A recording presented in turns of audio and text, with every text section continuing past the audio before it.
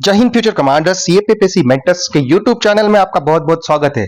और जैसे कि आज नोटिफिकेशन आने वाला था सीएपीएफ 2025 एग्जामिनेशन का, वो आउट हो चुका है। देर से आया, कोई एडमिनिस्ट्रेटिव इश्यू रहा होगा, बट आ गया। और आया है तो बड़ी खुशखबरी लेके आया है। और आप देख रहे हो कि वैकेंसीज जो है लगभग मैक्सिमम के लेवल पे ही है ना। लास्ट ईयर इतनी नहीं है, 514 नहीं है, बट ये भी वैकेंसीज बहुत सारी है। हम इसमें डिस्कस करेंगे वैकेंसीज कितने आई है, क्या स्कोप है इंक्रीज होने का या नहीं।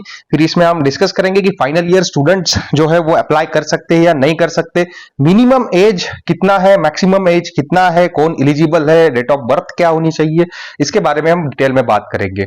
फिर अगर वीडियो लंबा नहीं हुआ तो हम कास्ट सर्टिफिकेट के भी जो डिटेल्स बनाए हैं मैंने, वो भी इसमें हम डिस्कस कर लेंगे, या तो सेपरेट वीडियो तुरंत आ जाएगा।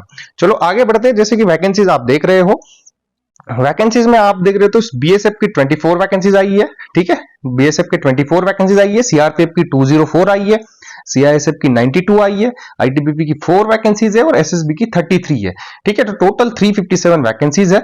और ये चेंज भी हो सकता है, मेरे हिसाब से चेंज होने के चांसेस बहुत ज्यादा है, क्योंकि आप आईटीबीपी की वैकेंसीज देखो तो वो है 4 नंबर 4। ठीक है ना, 4 वैकेंसीज आई हुई है, तो इसमें कहीं ना कहीं इंक्रीज हो सकता है। मैं कंफर्म नहीं बताऊंगा, पर मेरे हिसाब से इसमें इंक्रीज हो सकता है, तो कुछ ना कुछ वैकेंसीज इसमें बढ़ सकती है। और बीएसएफ में भी चांस है बढ़ने का, बट ज्यादा चेंजेस होते नहीं है बीएसएफ के वैकेंसीज में। एसएसबी के वैकेंसीज मेरे हिसाब से इनफ है उसके फोर्स के हिसाब से। सीआरपीएफ में 204 वैकेंसीज, बड़ा बैच आ रहा है ये। ठीक है ना, जैसे कि 2018 में आया था 179 वैकेंसीज का, वैसे ही आज सीआरपीएफ का 2025 के लिए ये बड़ा बैच आया है। तो ट्रेनिंग के लिए 204 बंदे जा रहे हैं। सीआईएसएफ ने कंटिन्यू किया है अपना वैकेंसी बंपर वैकेंसीज का ट्रेंड, 92 वैकेंसीज आई हुई है इसकी। और ये काफी खुशखबरी आप लोगों के लिए जो सीआईएसएफ को फर्स्ट रेफरेंस देना चाहते हैं। तो वैकेंसीज का ये रहा। आपको कुछ डाउट हो तो कमेंट सेक्शन में जरूर पूछ सकते हो। आगे चलते हैं कि last date to apply for the exam क्या है। वो है 25 मार्च, 6 बजे तक की आपकी विंडो ओपन रहेगी यूपीएससी की साइट पे, वहां आप फिल कर सकते हो। 25 मार्च है, याद रखना। तो मेरे हिसाब से आप अगले 5 या 6 दिन में फॉर्म फिल कर लीजिए। ठीक है, इस फॉर्म फिल कर लीजिए। इसमें आपको कोई चॉइसेस वगैरह नहीं देनी है। आपके जो डेट्स है कास्ट सर्टिफिकेट के, वो मैं वीडियो के लास्ट में आपके डाउट्स क्लियर कर दूंगा। रिटन एग्जाम कब है इसका? रिटन एग्जाम है इसका 3 अगस्त को। ठीक है, 3 अगस्त को है। लगभग 5 महीने बाकी है, 5 महीने बाकी है, तो इनफ टाइम है। और इस बार जल्दी भी नोटिफिकेशन आया है, तो उसका फायदा भी होगा। अब मोटिवेटेड भी रहेंगे लोग पढ़ाई करने के लिए। Can final year student apply for CAPSC 2025? इसका हम डाउट बहुत सारे लोगों को रहता है। देखो, फाइनल ईयर में जो स्टूडेंट होता है वो बिल्कुल अप्लाई कर सकता है। यस, इसका आंसर एस है।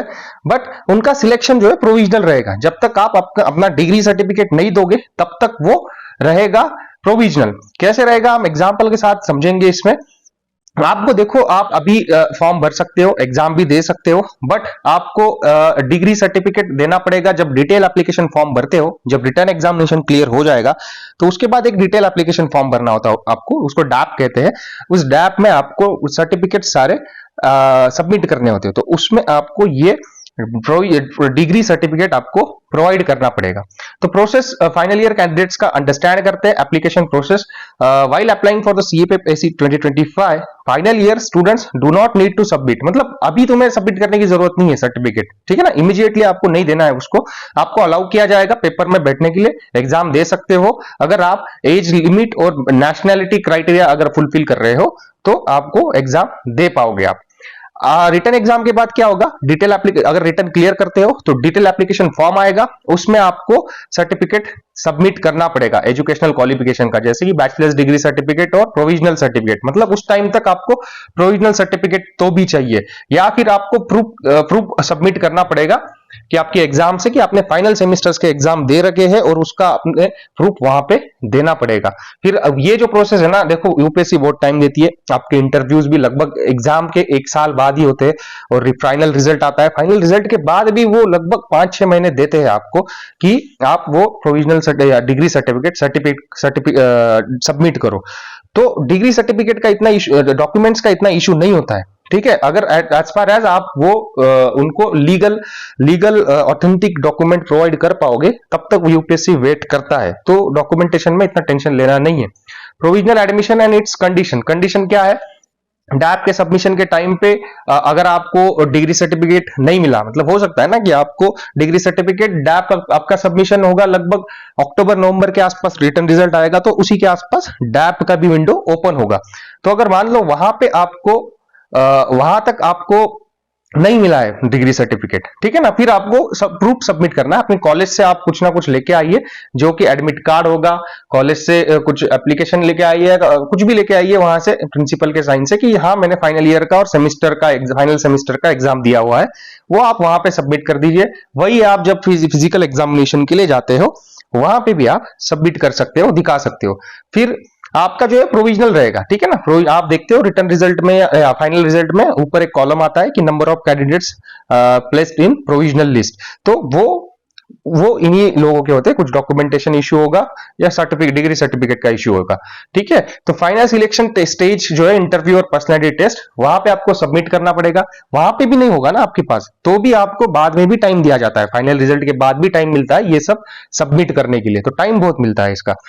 इंपॉर्टेंट क्लॉज क्या है कि अगर आप बैचलर डिग्री की या मास्टर्स डिग्री, बैचलर डिग्री की आपको प्रूफ सबमिट करने, प्रूफ फेल हो जाते हो कि आप प्रूफ ही नहीं सबमिट कर पाते हो जो डेडलाइन यूपीएससी ने दी है, तो आपका कैंडिडेचर बिल्कुल कैंसिल होगा। मान लो कि आपको डेडलाइन देते रहे यूपीएससी, फाइनल रिजल्ट के बाद भी 6 महीने हो गए, फिर यूपीएससी ने लास्ट बता दिया कि अभी सबमिट करो नहीं तो कैंसिल हो जाएगा। अगर नहीं कर पाए तो कैंसिल हो सकता है आपका candidature. What documents are required? Degree certificate चाहिए आपको, प्रोविजनल डिग्री सर्टिफिकेट, अगर ओरिजिनल नहीं मिला है आपको फाइनल ईयर की मार्कशीट चाहिए, पासिंग आउट ऑफ डिग्री और certificate from the college university, ये आपको फाइनल स्टेज पे लगेगा या डैप के टाइम पे आप सबमिट कर सकते हो, ठीक है। एग्जाम्पल सिनारियो दिया है यहाँ पे, राहुल जो है फाइनल सेमेस्टर में है उसके बैचलर डिग्री का और एक्सपेक्ट कर रहा है ग्रेजुएट होने का जून 2025 में। वो अप्लाई करता है सीईपेप को मार्च 2025 में और एग्जाम अगस्त में, एग्जाम भी दे देता है अगस्त में, ठीक है। फिर वो एग्जाम भी क्लियर कर लेता है। फिर अक्टूबर में क्या है कि डैप का फॉर्म आता है। फिर डैप का फॉर्म आता है तो वो प्रोवाइड करता है कॉलेज इशू लेटर, कंफर्म करता है कि मैं फाइनल सेमेस्टर एग्जाम दिया है। कॉलेज से कुछ लेटर लेके आता है वो और सब बताता है कि ये देखिए मेरे पास कॉलेज का लेटर है कि मैंने एग्जाम दिया हुआ है फाइनल का। पर इंटरव्यू के टाइम पे क्या है कि वो डिग्री सर्टिफिकेट ले लेता है और सबमिट कर देता है, ठीक है। तो ये इलिजिबल कैंडिडेट है, ठीक है, इलिजिबल है। आगे चलते, इलिजिबल कौन होगा? प्रिया है, कोई प्रिया नाम की लड़की, और वो सीईपीएससी 2025 के लिए अप्लाई करती है बट सेकेंड ईयर में है, ठीक है, उसके डिग्री के सेकेंड ईयर में। और जबकि वो कंप्लीट ही नहीं करेगी उसके डैप सबमिशन तक या उसके इंटरव्यू होगा तब तक वो सेमेस्टर ही नहीं कंप्लीट कर, ग्रेजुएशन की डिग्री ही नहीं कंप्लीट कर पाएगी, तो वो इनएलिजिबल हो जाएगी, ठीक है, वो एलिजिबल नहीं रहेगी। तो कंक्लूजन यही है कि final year students can provisionally apply कर सकते हैं एग्जाम को, एग्जाम दे सकते हैं, बट उन्होंने डिग्री सर्टिफिकेट या डिग्री सर्टिफिकेट जो भी मैंने कंडीशंस बताए वो डैप के टाइम पे या इंटरव्यू के टाइम पे आप सबमिट करना है। अगर आप वहां पे सबमिट करना फेल हो जाते हो, मतलब फाइनल स्टेज के बाद भी, फाइनल रिजल्ट लगने के बाद भी आप सबमिट नहीं कर पाते हो डिग्री सर्टिफिकेट ओरिजिनल, ठीक है, ओरिजिनल, तो आपका कैंडिडेचर कैंसिल हो जाएगा। बट अभी आप फॉर्म भर सकते हो। एज के बारे में हम डिस्कस कर लेते हैं। एज के भी काफी डाउट्स रहते हैं आपको। एज जो है जनरल कैटेगरी कैंडिडेट्स के लिए आप अगर देखोगे मिनिमम एज जो है 20 ईयर्स का होगा। 20 ईयर्स के नीचे अगर आप 1 अगस्त 2025, ठीक है ना, ये आप अभी मान लीजिए कि 1 अगस्त को 2025 में अगर आप 20 साल के कंप्लीट नहीं हो रहे हो तो आप एलिजिबल नहीं हो, बट 1 अगस्त को आप अगर 20 ईयर्स के कंप्लीट हो रहे हो तो आप एलिजिबल हो। मैक्सिमम एज वही है 1 अगस्त 2025 के बाद, हाँ 1 अगस्त 2025 जो है उसके बाद आप अगर 25 साल के कंप्लीट हो रहे हो तो आप एलिजिबल हो, ठीक है। 1 अगस्त के बाद, पहले हो चुके हो तो नहीं चलेगा ये, ठीक है, पहले हो चुके हो तो नहीं चलेगा। 25 साल आपको 1 अगस्त के बाद ही कंप्लीट करने होंगे, ठीक है। This means candidature born between August 2000 and August 1 2005 both dates inclusive है, ठीक है, ये होगा। How the age is calculated, मेरे हिसाब से यहाँ पे ये गलत है। मैक्सिमम एज का, मैक्सिमम एज 25 साल ही है, बट 1 अगस्त के बाद कंप्लीट होना चाहिए आपने 25 साल, ठीक है ना। 1 अगस्त से पहले आप 25 साल के कंप्लीट हो रहे हो, 1 अगस्त के पहले, तो आप इनएलिजिबल हो, आप एलिजिबल नहीं होंगे। 1 अगस्त के बाद ही आपको 25 साल की एज जो है वो कंप्लीट करनी है।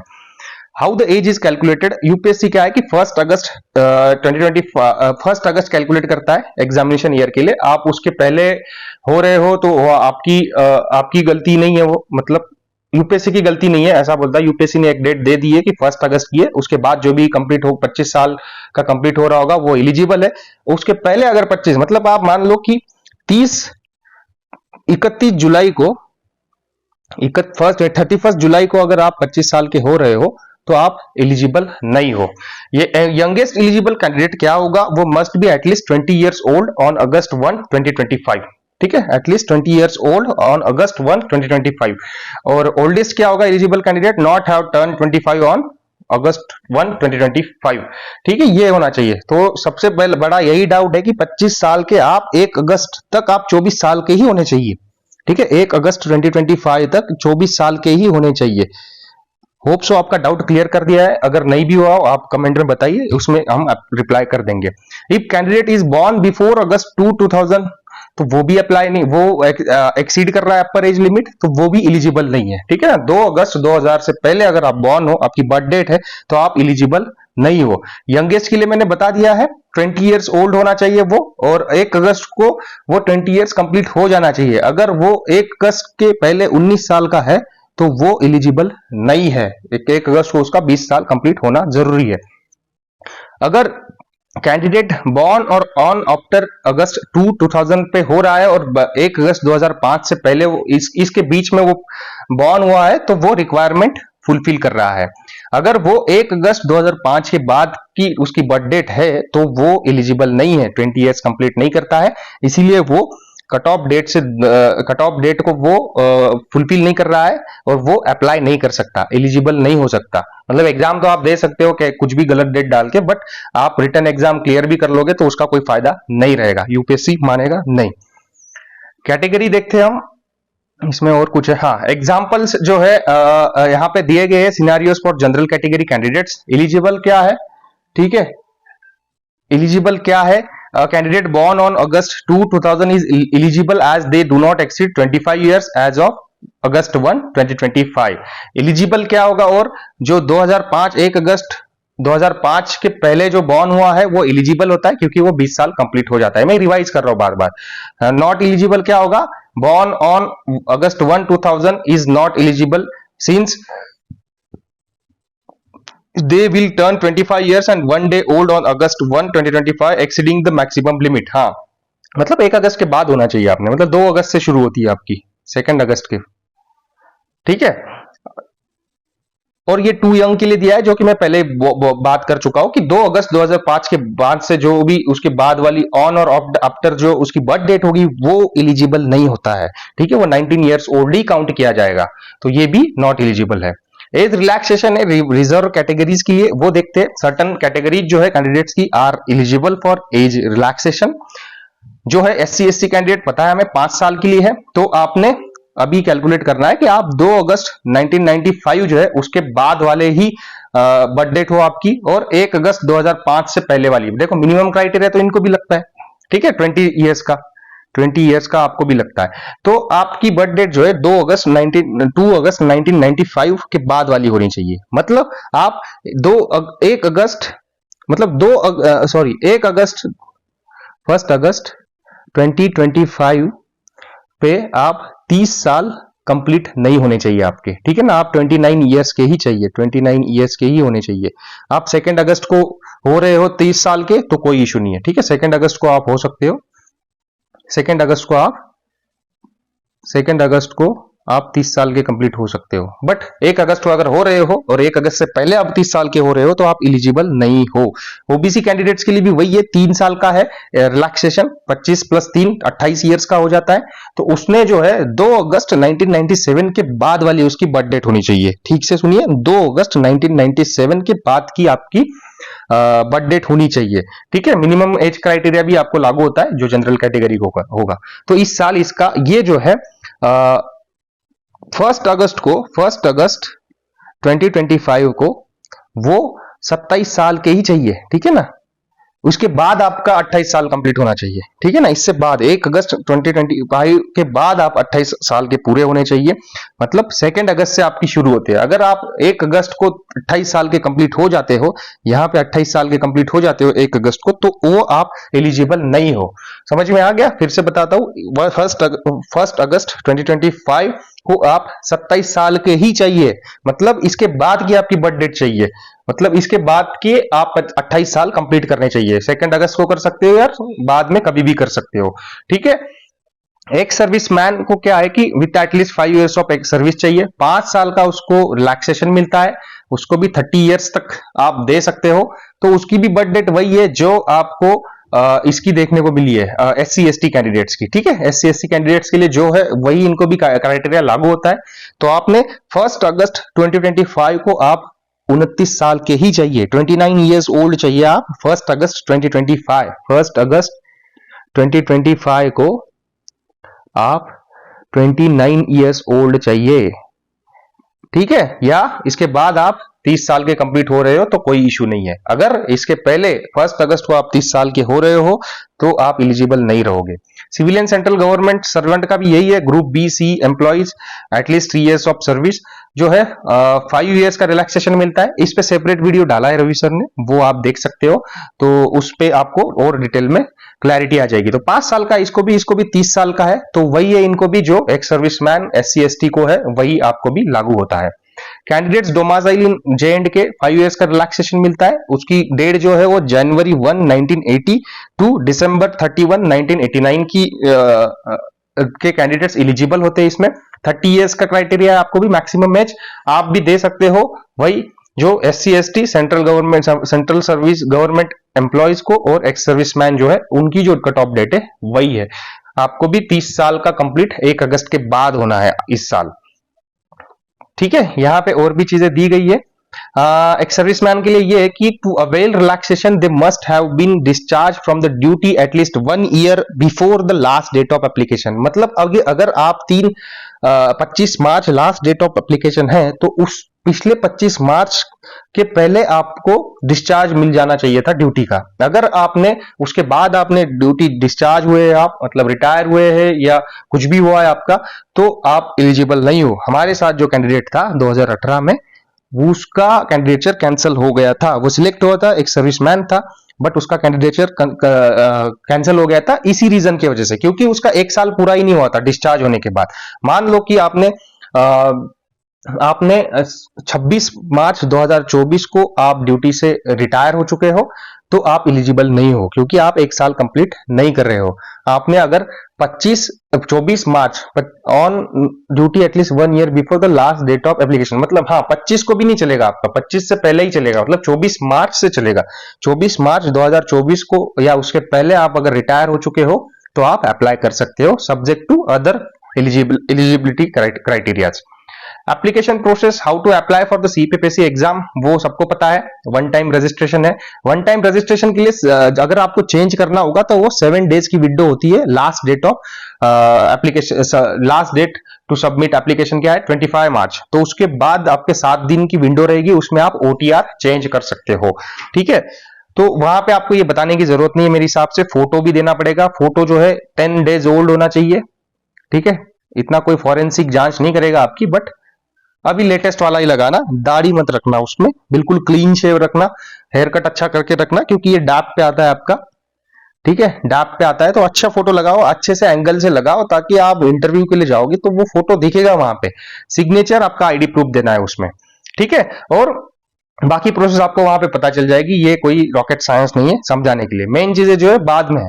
अब फोटोग्राफ की यहाँ पे साइज सिग्नेचर वो दिया है, 300 KB की होनी चाहिए, मिनिमम 20 KB की होनी चाहिए, और JPG फॉर्मेट में होनी चाहिए। वैलिड फोटो ID प्रूफ होना चाहिए, Aadhaar card, voter ID, PAN, driving licence, passport, ये कुछ दे सकते हो आप। कास्ट सर्टिफिकेट रिजर्व कैटेगरीज के लिए, उसके लिए मैं सेपरेट वीडियो बनाता हूँ। फीस का भी 200 रुपीज है, OBC, जनरल, EWS के लिए। SC ST और फीमेल कैंडिडेट्स के लिए फी नहीं है, ठीक है। Can I modify my OTR file, ठीक है, OTR फाइल। तो ये यस आप मॉडिफाई कर सकते हो, बट लाइफ टाइम में एक ही बार कर सकते हो, तो ये याद रखना। लास्ट मॉडिफिकेशन डेट है 2 अप्रैल 2025, वहां तक ही आप उसको कर सकते हो modify. Can I modify my application form after submission, yes correction कर सकते हो एप्लीकेशन फॉर्म में। और ये मेरे हिसाब से गलत डेट है, लास्ट ईयर की डेट है ये। मेरे हिसाब से ये वही है, सेकेंड अप्रैल, ठीक है ना, 2 अप्रैल 2025 तक आप कर सकते हो। 7 दिन की विंडो मिलती है। और कुछ है इसमें, हाँ, can I withdraw my application after submission? No, UPSC allow नहीं करता है आपको विड्रॉ करने का एप्लीकेशन को। What is the educational qualification required? Candidate must hold bachelor degree from a recognised university. ठीक है, ये सिली पॉइंट्स है बट बता देता हूं जिसके भी डाउट्स होंगे तो। एग्जाम सिलेबस एंड पैटर्न है इसमें, आपकी रिटन एग्जामिनेशन होगी, physical standards, physical efficiency test and medical standards होंगे, पर्सनैलिटी टेस्ट होगी और फाइनल मेरिट लिस्ट लगेगी। तो 3 स्टेज होते हैं इंटरव्यू के। पहला रिटन एग्जामिनेशन होगा 3 अगस्त को, ठीक है, 3 अगस्त को। फिर आपका रिटन रिजल्ट लगेगा, फिर उसमें सेकेंड स्टेज आएगी आपकी physical standard and physical efficiency test आएगी, जिसमें मेडिकल और रनिंग, हाइट, चेस्ट वो सब उसमें मेजर होता है। फिर थर्ड स्टेज आती है आपकी इंटरव्यू स्टेज, तो पर्सनैलिटी टेस्ट बोलते हैं हम उसको। तो पर्सनैलिटी टेस्ट की थर्ड स्टेज होगी। ये 3 स्टेज काउंट होते हैं, ठीक है। पहली स्टेज में आपका लगभग 500 मार्क्स का एग्जामिनेशन है, फिजिकल इफिशिएंसी मेडिकल स्टैंडर्ड्स को 0 मार्क्स है, ठीक है, और पर्सनैलिटी टेस्ट को आपको 150 मार्क्स है, ठीक है, 150, सॉरी 500 का नहीं 450 मार्क्स का है, क्योंकि पेपर 2 जो है 200 मार्क्स का होता है। तो 450 मार्क्स का वो हो गया। फाइनल पर्सनैलिटी टेस्ट जो है 150 मार्क्स का, टोटल मिला के 600 मार्क्स होते हैं, और out of which your merit will be decided. तो what is the written exam pattern? यही है, जनरल एबिलिटी पहला जो पेपर होगा 250 मार्क्स का होगा, 2 आवर्स का ड्यूरेशन होगा, एमसीक्यूज होंगे, ऑब्जेक्टिव फॉर्म में होगा, ठीक है। इसमें 125 क्वेश्चंस आएंगे, 125 क्वेश्चंस आएंगे। Second paper will be general studies, essays and comprehension, and it will be the descriptive paper. There will be essay writing, argumentative writing, report writing, precis writing, comprehension, grammar questions will be there, and it will consist of 200 marks, and it will be of duration will be of 3 hours, ठीक है, 3 hours. तो ये paper 2 का है, paper 2 descriptive है। तो ये paper 1 paper 2 है, जिसको नहीं पता होगा वो जान ले, बाकी सबको पता ही होता है। ये नेगेटिव मार्किंग होती है फर्स्ट पेपर में, 1/3 मार्क्स होते हैं, ठीक है, 1/3 मार्क्स होते हैं, वो डिडक्ट होंगे ईच रॉन्ग आंसर के लिए। ये भी कोई बताने की बात नहीं है। पेपर 2 के लिए मिनिमम क्वालिफाई मार्क्स होते हैं 50, ठीक है। मैंने नोटिफिकेशन में ये क्लॉज पढ़ा नहीं है, बट मेरे हिसाब से इस साल भी वही होना चाहिए, मिनिमम मार्क्स 50 होते हैं वो, या मेरे हिसाब से 25 मार्क्स ऐसा कुछ है, 25% मार्क्स होने चाहिए मिनिमम पेपर 2 को क्वालिफाई करने के लिए। तो ये है ओबीसी का, हम सेपरेट वीडियो बना लेते हैं। तब तक ये वीडियो का आप अगर नहीं समझ में आए तो फिर से देखिएगा या कमेंट में पूछिएगा, हम आपकी रिप्लाई कर देंगे। और आप टेलीग्राम चैनल को ज्वाइन करना मत भूलिए, टेलीग्राम चैनल जरूर ज्वाइन करिए सीएपीएससी मेंटर्स का, और वेबसाइट को विजिट करिए, एंड्रॉइड एप्लीकेशन को डाउनलोड करिए, ताकि वेरियस कोर्सेस है, टेस्ट सीरीज है सीएपीएससी 2025 एग्जामिनेशन के लिए, वो आप उसका लाभ ले सको। जय हिंद।